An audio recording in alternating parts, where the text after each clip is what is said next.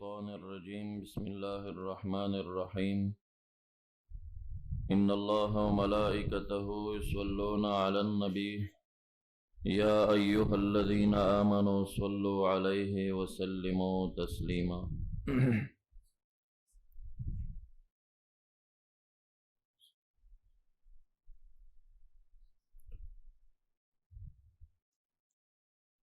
نن بلا نزاعی مسئلہ چیغا دا اسنا نزاعی ندا بلکہ زمانہ دا صحابہ کرامو کم سناسا اختلاف ورکی شویو بیارستو فقہائی کرامو دا غینم سا متضاد اقوال نقل شوی جاغا مسئلہ دا تطوعات دا فی السفر پا سفر کی دا سنتو دا کولو او دا نکولو جزی مسئلہ دا فرعی مازر بحث ذکو گرزولا چی اسلافو کی دا حدثی او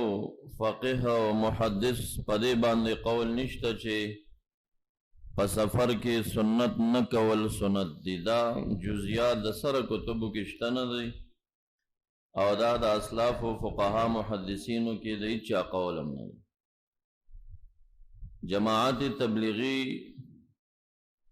او اشاعت والا خو سنقل نلرم خو بالخصوص دا لیدیسو سرکردو نن سبا دا خورکڑی دا چھ سفر کی سنت نکول سنت نیو پا سفر کے ترک دا سنتو دی او یو سر دا اولویت دا فعل او دویم پا سفر کے ترک دا سنتو دی سر دا اولویت دا ترک نا اسلافو کی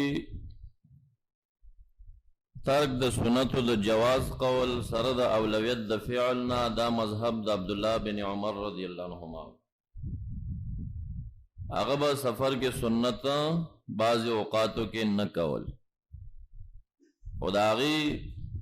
نکولو آغا نچوڑ خلاصہ امام ترمذی رحمہ اللہ ذکر کری دا چی قائلین دا ترک سنت اغی عاملین بالرخصدی قبول دا رخصتی کردی چی جواز دا ترک شتا دے سر دا اولویت دا اتیان بالسننا چی سنت کول بہتر دی او آغا خلق چوائی چی سفر کی سنت نکول سنت دی او خلق دو ککی پا قول دا عبداللہ بن عمر رضی اللہ عنہما چی مروی فی البخاری دی ندا دھوکا دا او خلقو تا اسی تلبیس راوستل دی پا خلقو بان نو چونکہ دا مسئلہ دا آغی زمانینا نزاعی ہوا پدے کی یو سنن رواتب دی او بل سنن غیر رواتب نہاری دی بل سنت غیر رواتب لیلی دی سنن رواتب رکعتین قبل الفجر اور رکعتین بعد الظہر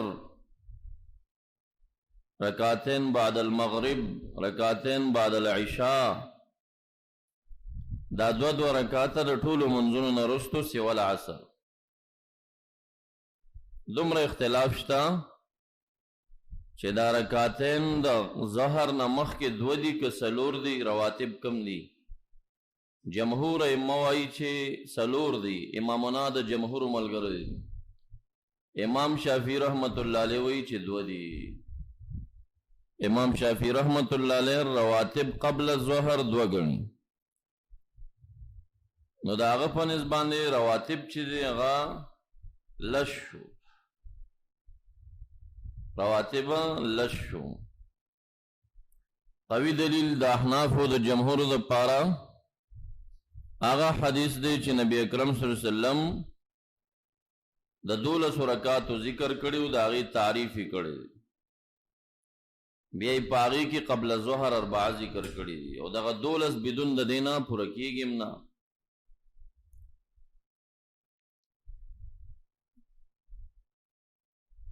نو یو دا رواتب شو امام مالک رحمت اللہ علیہ لگی اختلاف ممسر لری بیا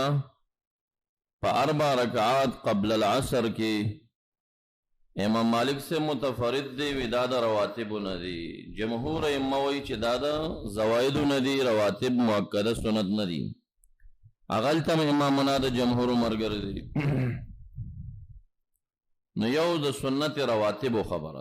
مؤکدات دا منزن مخ کے رستو چی کم منگا تاسی عملی کو دویم سنت غیر راتب دی تقسیمی کا نہاری لرا لیلی لرا پنہاریوں کی صلاة ضحا رازی صلاة اشراق رازی اشراق و ضحا پنزد محدثین و باندے شے واحد او پنزد صوفی کرام و باندے دا مختلف منزون دی وقت دا ضحا دوی خائی نن سبا ٹیمونو کی تقریباً 8:30 بجون بعد او وقت دا اشراق آغا متصل دا طلوع الشمس چه صرف نیزہ و نیزتین و چد شی داغین بعد خی عدد کیم فرق خائی چه اشراق منز رکاتین دی ضحا من چکم دے اقل 4 رکعات دے و اکثر 12 رکعات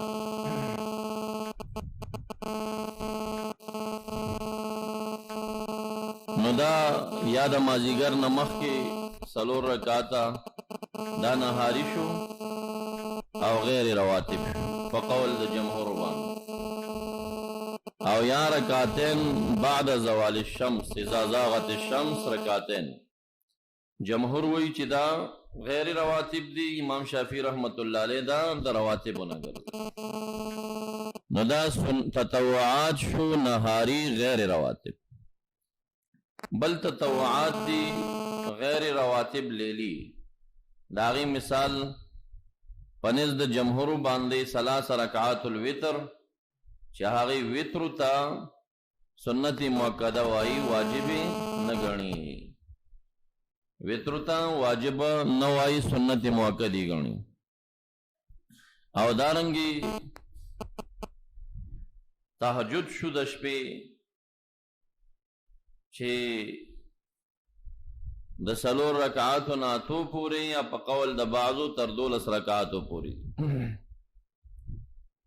دا لیلی شو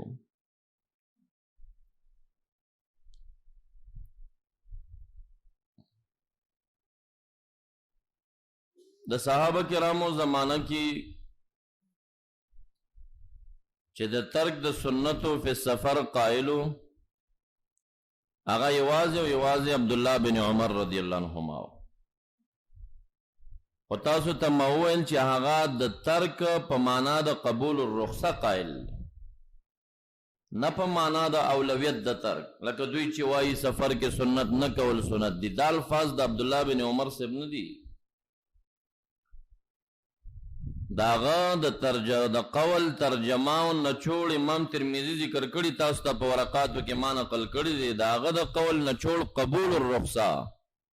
جائز قدری دی چی ترکوشی جائز قدری دی نو اتیان افضل شا دا خود دیرو فقہاو قول دی چی ترک جائز و اتیان افضل مونگ دا مسئلہ دلتا چی نزاعی کڑا رد پاغا فقہاو مقصد ندی چی آغی ترک جائز گنی او اتیان افضل گنی نا خو فقہا دی محدثین دی اہل حق دی آغا خو عبداللہ بن عمر سے پہ قائل اصلا مونگ دا نزا آغا چا سر جوڑو چی آغی ترک سنت سنت وائی سنت نکول سنت گنی او کول خلاف سنت بدعات گنی دغا خطرناک خبر ہے ذکر دیبانی دیر زیاد امت قائل دے 4 ائمہ قائل دی 9 تابعین قائل دی صحابہ کراموں کے اکثرین قائل دی خلفاء راشدین پہ قائل دی او تدا خبر کی چی سفر کے سنت نکول سنت دینی کا چاوکڑ خلاف سنت بدعاتی اکڑل دا نسبت دا بدعات صدیق اکبر عمر فاروق عثمان ذو النورین عمده صحابه دی په دې کې تاسو ته اقوال راشي دا هغوی ته نسبت کیږي. نو عبداللہ بن عمر سے د ترک السنہ په معنا د قبول الرخصه قائل دی. بس اوس دغه چې هغه د کم سنتو د ترک قائل دی نو تاسو ته ما درې قسمه کړه، رواتب، غیر رواتب. غیر رواتب لیلی نهاری، هغه فقط د سنت رواتب او د ترک قائل دی، د سنت رواتب. هر چې غیر رواتب دی نو هغه عبداللہ بن عمر سے تهجد بکول په سفر کې ثابت دی. راغلی او نهاری چې کم مسنونات دی د زیاغ د شمس نه بعد رکعتین وغیرہ، یا کم مسجد ته بننه وته تحیت المسجد یا نور سيزونه دا هغه نه دي تر کړي په سفر کې، هغه باندې اتیان کړي دي. نو صرف د رواتب متعلق دا غي قول دا منقول. اوس د عبداللہ بن عمر رضی اللہ عنہما دا قول فقہ و معنی کے سنگ دے. تاسو خو الحمدللہ عوام نه علماء څه فارغین څه غیر فارغین د چا قول خو لږ معنی کم ګوره فقہ کم ګوره چې په فقہ کې څومره اهمیت لري. اوس دې قائل د رواتب د ترک دی او د غیر رواتب د اتیان دی، نو تاکید په غیر رواتب کې اذیت دی که په رواتبو کې اذیت دی، دې تم سوچ پکار دی. نو قول خو یې کړی دی، خدا قول د فقاهت نه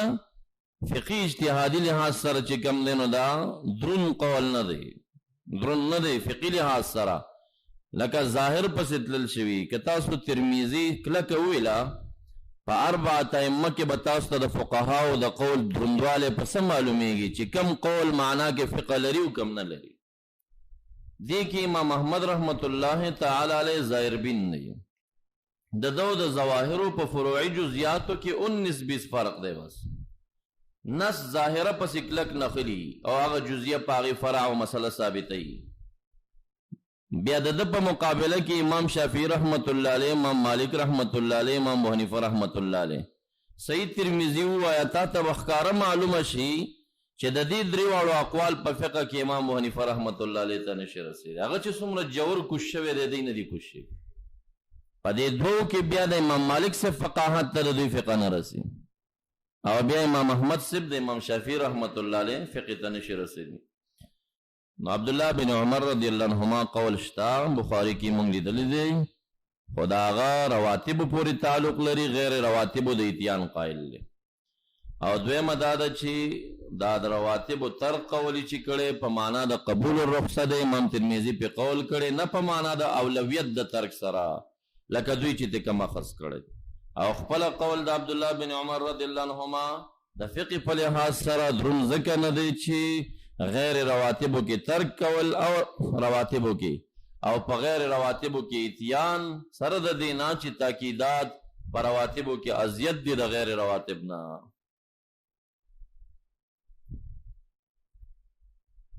دا چې دا مسله عبداللہ بن عمر رضی اللہ عنہما د رواتب د ترک قول سشی نه کړی، د دین کړی دی ویلی دی لو کنتو اغارا سے رکعتین ورکړل جمع او بیا ډډې وهله چا منځ کولو سنت. ودا خلق سشی کوي، ودا هغه سنت کوي. لو کنتو مسبحا کزا وی نفل کون کې وی نو ما بدا رکعتین 4 رکعات کړي وی. ګور دا قول اجتهاد د پوری تعلق لري. ما نبی اکرم صلی اللہ علیہ وسلم، صدیق اکبر، عمر فاروق، عثمان ذو النورین، حضرت علی رضوان اللہ تعالی علیہم اجمعین کتلیو چې زیادت به پرکاتینو نه کول.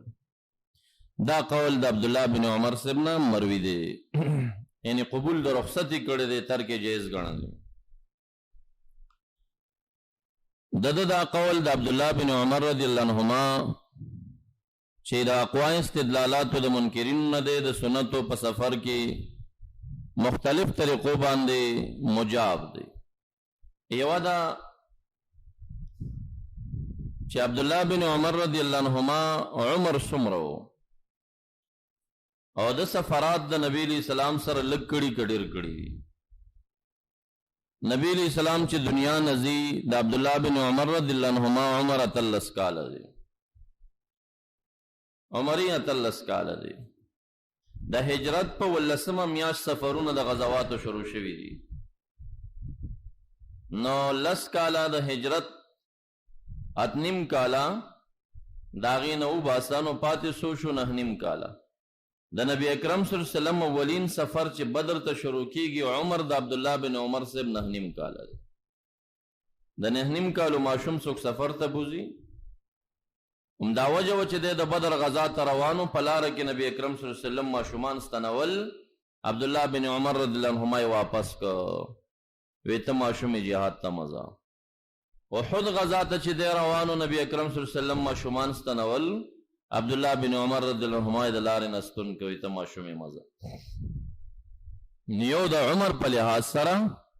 بعض سفراتو کې عبدالله بن عمر رضی الله عنهما شرکت نه دی کړی، چې نه دی کړی دا قول د محمول شو په علم د باندې دی چې تل هلته یې نه دي کتلي. دویمه دا ده چې کله د عمر زیاتو د فتح مکه، حنین، طائف، بنی مستلق وغیرہ، تبوک، نور و غزواتو کې شرکتونه کړي دي، تللی دی سفرونو ته. خو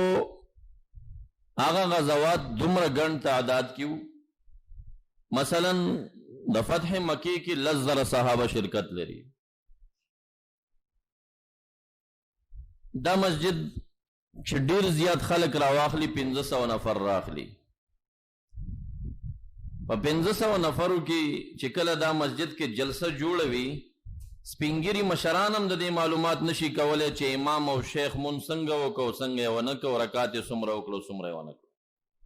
په 10,000 کسانو کې به هغه د کم عمر والا چې معمولی عام داو چې دوی به په صف اخر کې ودرېدل، دا به د نبی اکرم صلی الله علیه وسلم رکعات څنګه وشماري. تاسو چې ته جلسې ته تللی یې، د حقانی جلسې د ستربندۍ ته تللی یې، تاسو د مغفور الله بابا رکعات کتلی دي چې سوی کړي سره د دې چې ښه مشران یې، خو تاسو رسېدی شي هغه صف ته چې هغه سره جفت ودرېږئ. نو هسې عامه طریقه عقل نه چې کار واخلو. په فتح مکه کې 10,000 صحابه دي او عبدالله بن عمر رضی الله عنهما د فتح مکې په ورځ 8 کال هجري دی، د 14 کالو دی، عمر 14 کاله دی. دغه شانته عمر والا د مشرانو نه په صف اخر کې به ودرېدل. نو چې بل چا روایت د اثبات وکړه د نبی علیہ السلام نه د سنت و ثبوت راغی، بیا د قول ته به اعتبار نه وي. او کله چې بیا حنین ته لاړل نو بیا 12,000، بیا چې تبوک ته لاړل نو 13,000 کسانو. اوس 13,000 عظیمه اجتماع کې به د شیخ رکعات څوک وشماري. درېمه دا ده دغه وخت کې چې عبدالله بن عمر رضی الله عنهما ودرېده او منځ یې ورکړه او بیا یې ډډه ووهله. روایت د بخاري په قایل دی چې نور کسان ودرېدل سنت یې کول. دا زمانه خو زمانه د صحابه وه، نو چې عبدالله بن عمر صاحب ډډه وهي او دا نور صحابه او تابعین قیام کوي چې ته د یو صحابي ترک نه استدلال نسی، دا جمع غفیره چې قیام کوي چې روایت د بخاري په دال د هغې نه استدلال ولې نه نیسي. دا لویه ډله خو ودرېده، بخاري روایت په دال دی چې خلکو قیام وکړه تطوعي کول. ده وویل دا خلک څه شی کوي، دا سنت کوي. اوس د ده قول چې دلیل کې پیش کیږي د ترک د پاره د جمع غفیري استدلال ولې نه کیږي د هغې. څلورمه دا ده چې عبدالله بن عمر رضی الله عنهما قول نافی دی او مونږ چې اوس روایات پیش کوو هغه د اثبات دی. او خپله د عبدالله بن عمر صاحب قول کې تعارض دی. ترمذی د عبدالله بن عمر صاحب نه وروی عنه انه تطوع فی السفر، د ده نه دا ثبوت شته چې د خپل هم تطوع فی سفر کړي دي. نو د ده عمل متعارش اذا تعارض تساقط استدلال نه ساقط شو. چې دغه یو روایت د ترک راخلی د چې بالفعل ته روایات ثابت دی هغه ولې نه راخلی. نو موږ به لاړ شو د نورو صحابه او معمولات او روایاتو ته، هغې کې اتیان دی. او شپږم به دا ووایم که د عبدالله بن عمر صاحب لا نسلم په ډیرۍ کې نه او عبدالله بن عمر صاحب دا قول دلیل ګرځی چې نه ده ویلي دي که زه متمم وی مسبح وی ما به تتمیم د رکعاتو کړي، ما صدیق اکبر صاحب عمر فاروق او فلان او فلان او فلان نه دي کتلي چې هغوی دا کړي وي. نو د عبدالله بن عمر رضی الله عنهما نه دا قول مروي دی د ماخام د رکعتینو د مانځنه مخکې بعد الاذان قبل الصلاه رکعتین دا بدا نه کول چا ورته داول نه کوي ویما نبی اکرم صلی الله علیه وسلم صدیق اکبر عمر فاروق حضرت علی حضرت عثمان ټول پسې منځونه کړي دي هغوی دا رکعات نه دي کړي زې څنګه وکړو چې دسې د عبدالله بن عمر سے یو قول کنا او نور دین طرف ته او روایات ته نه ګوري او اثبات ته نه ګوري نو د عبدالله بن عمر سے داسې قول خو په ترک د رکعتین قبل المغرب کې شته دی هغې نه دی بې دین ولې جوړ کړی دی چې ستا په نظم مؤکدات نه دي رواتب نه دي یو امام هم رواتب ورته نه وایي ته به اولا ګڼي او مخالفین به یې ترک اولا ګڼي دغه نظا به وي خو د اختلاف او د نظا د جوړولو دپاره هغې نه دې بیا داسې موقت سنت جوړ کړي چې څوک یې نه کوي هغه ته بیا هم بد نسبت کې د بدعتي نسبت ورته کوي نو اصلي مسله دا ده چې کله صحابه کرامو کې یو کس د یو څیز انکار وکړي موږ به ګورو اثبات اړخ چې د بل صحابي نه ثابت دي که نه که ثابت وو نو اثبات مقدم دی په نافي باندې مثبت قول به مقدم په نافي ولې ځکه قول د مثبت لره زائد علم دی په نافي باندې نافي سه علم نشته کنه به محمول شي په علم د هغه باندې هغه نه دي کتلي چې نه دي بل چا کتلي مثلا داخل الکعبه کې نبی اکرم صلی الله علیه وسلم رکعات کړي کنه فتح مکه کې دنه شویو رکعتین کړي کین نه دي کړي دا مثلا نزاعي و زمانه د صحابه کرامو کې پکې نزاع جوړه وا چاوي کړي دي چاوي نه دي کړي عبد الله بن عباس سے ابتدا کې قائلو چې دای نه دي کړي چا ورته وی بلال حبشي رضی الله عنه دنه شوی دی پکې هغه د نبی علیہ السلام سم مرګري و دنه هغه نه تاسو کوي وی چې څنګه راووت عبد الله بن عباس رضی الله عنهما فرمای اول زلالم بلال سب تمیوي نبی اکرم صلی الله علیه وسلم دنه منځو کو ماته وی چاو حکم پنځستنی دی غستنی یاد کړی دی هغه درستنو مینز کې دغه جدار اړخ ته ولاړو دوه رکعاته منځ وکړو اوس چې څومره روایاتو کې نفر اعلی چې نبی علیہ السلام دنه مون نه کړی او بلال صاحب د فقه په لحاظ سره د لوی صحابه مقابله نشي کولای په روایت کې او دغه ځکه ځکه کولی شي چې د کعبه مبارکه د دروازه تقریبا 2.5 غزه اوچته ده څوک چې ورواوړي اخواته نو پناشي پسترګو نخ کاریږي لزر صحابه په حرم کې موجود دی فتح مکه ده اوس دلته به د هغه صحابي روایت مقبولي چې څوک دنه ماعی دی او هغه بلال حبشي و دی مرګري نو د روایت په لوی لوی صحابه دلته مقدم شو چې د هر صحابي نه روایت وشي چې نبی علیہ السلام نه دی کړي دا قول محمول په علم شي د نه دی لیدلی او روایت د بلال حبشي رضی الله عنه متفق امام ابو حنیفه رحمت الله علیه داخل الکعبه کې منجیز غني داخل الکعبه کې منجیز غني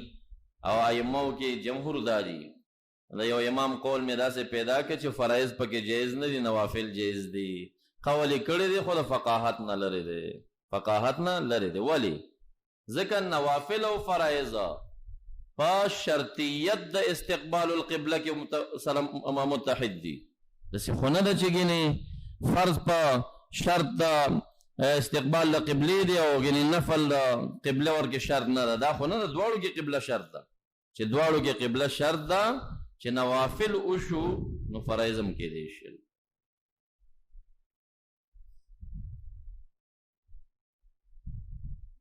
اوس مونږ دا صرف د عبدالله بن عمر رضی الله عنهما د هغه قول څه جوابونه په مختلفو طریقو باندې وشو خو قول د مثبتینو دا مقدم وي اثبات ته ګورئ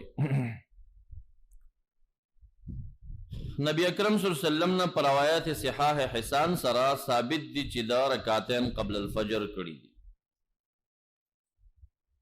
دارنګي رکعتین بعد الظهر ذات ثابت دي وما ترک الرکعتین اذا زاغت الشمس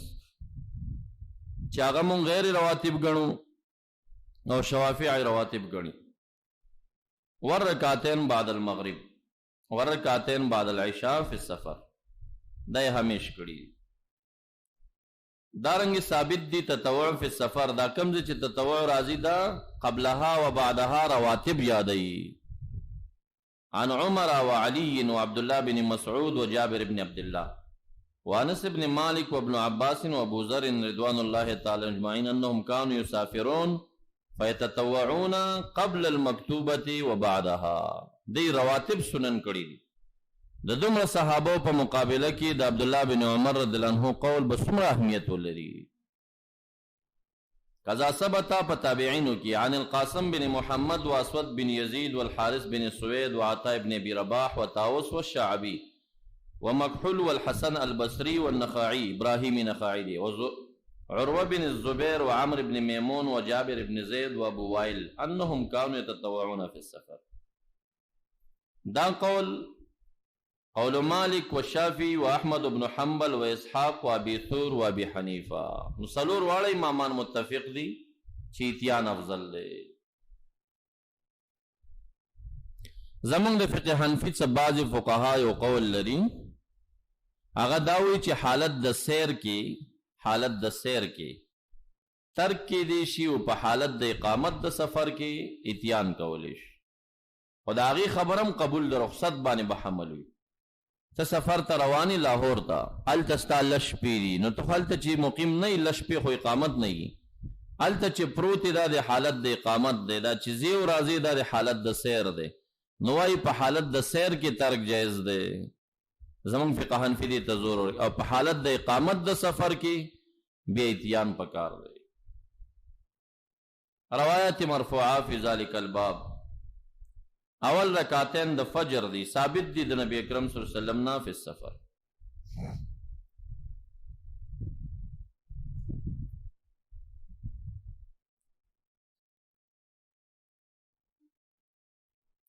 ما سے یو کس ملمر اغلی اوس نزای پکې واړوله دی کې دا که پکار وی رکعتین به پوره شوي وي، دا ملمستیا ده، دا فلان دی فلان. ما عزت او تعصب مکوه، دا نوافل دا سنت چې دي دا حق النبی صلی اللہ علیہ وسلم علی الامت تے. فرائض چی کم دی دا حق اللہ تعالی علی العبد تے. صحیح شوا؟ او دا پا سفر کی 4 رکعات نا رکعتین دا دا رب کریم ملمستیا دا مسافر لرا. نو الہ العالمین خپل حقوق معاف کئی، دا مخلوق حقوق معاف کئی چاہتا؟ نہ معاف کئی چاہتا. سنت خود نبی علیہ السلام حق دے پتا بانے. کله نبی اکرم صلی الله علیه وسلم امت ته ویلي دي چې زما حق تاسو نه ساقط دی، دا تاسو مه کوئ؟ هغه نه دی ویلي. او سفر کې چې دا څلور دوو ته راغلي دي،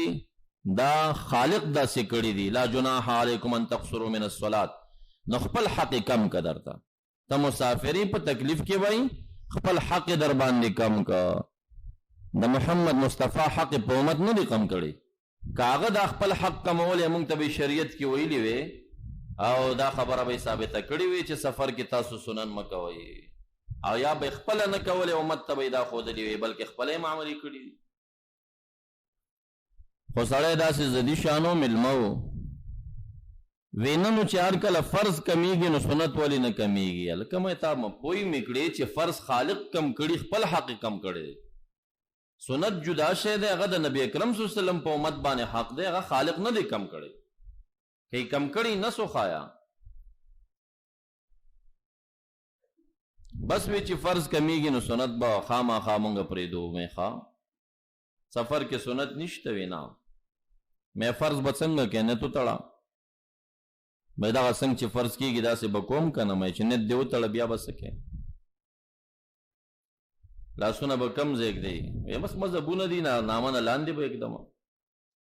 میں دا نامن الان دی لاس کے خودل سو شیری وی سنت تی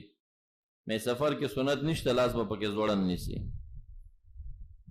بیا بسوائی سبحانک اللہم و دا سنا بوائیم میں دا سشید وی دام سنت میں دا سفر کی نشتا سنت دام پریدا اعوذ باللہ بسم اللہ سنت دا میں دام پرید اللہ اکبر رکو تا کزی کی سنت دے کنا میں دام پرید ولی خو سفر کی فرض کمی کی سنت با کمو کنوز نو چې خارج نه کمه خو داخل کې به هم کمه خامه خارجي سنن متروک دي، داخلي خو په طریقې اولا متروک دي کنه ځکه چې ملمای کنه مې ته اوس ماته ډانچه برابر کړه فرض ته کې سره کم تا تسبیحات سنت دي، قومه الته په قومه کې تسبیحات یا سنت دي، بیا سجدي تزي منځ کې تسبیحات دي، هغه ټول د مسنونات نه